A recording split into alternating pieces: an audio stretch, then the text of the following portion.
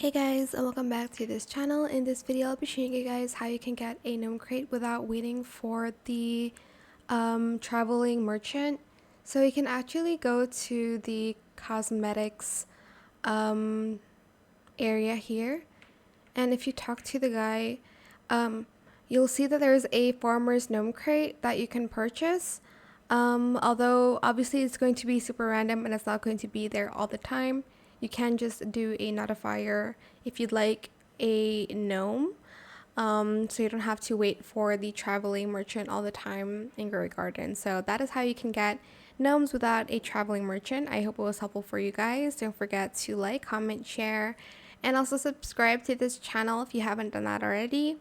If you have any more questions about this video, just leave it in the comment section down below. I will try my best to answer them all for you guys. And if you found this video helpful, please click the thanks button as well. That is it. Thank you so much for watching. Bye.